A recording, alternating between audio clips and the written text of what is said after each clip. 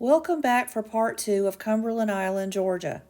Today we explore the remains of the Gilded Age home of Lucy Carnegie and her family, plus the other family homes there on the island and their stories.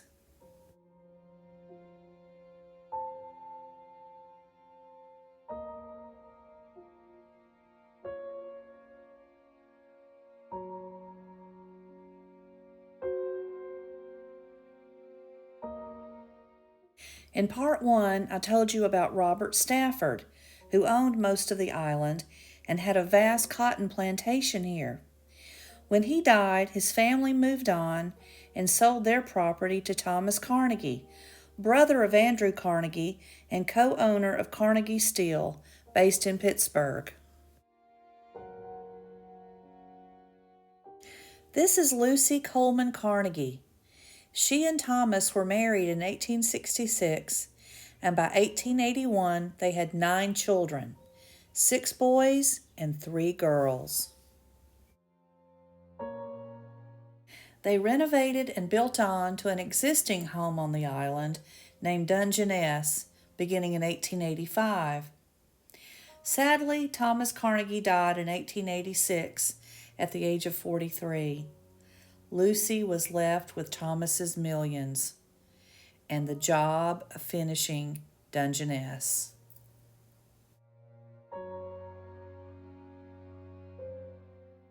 This is Plum Orchard. In 1898, Lucy Carnegie built this mansion for her son George and his wife Margaret as a wedding gift.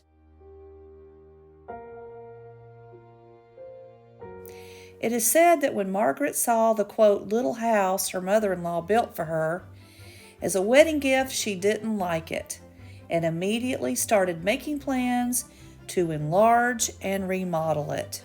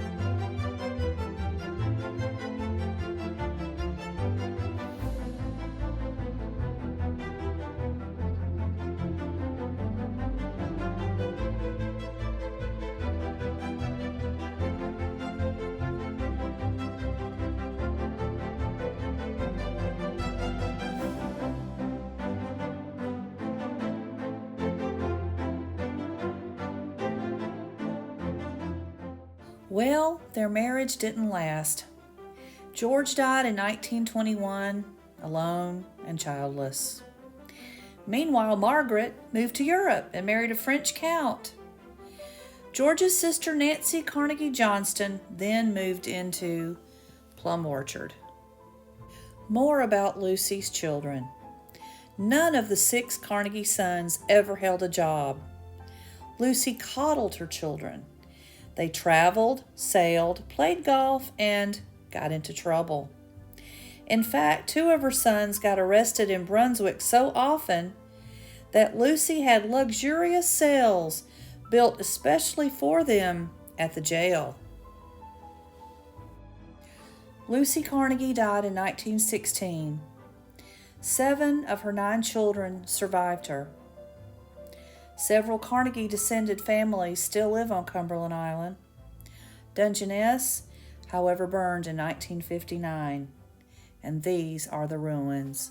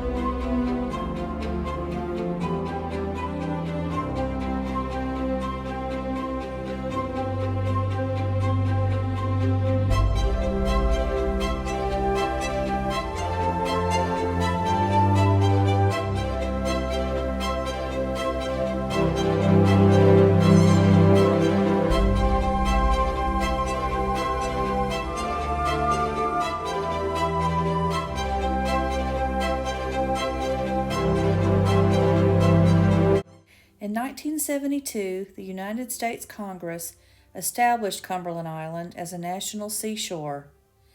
Eventually, all privately held property on the island will be owned by the National Park Service.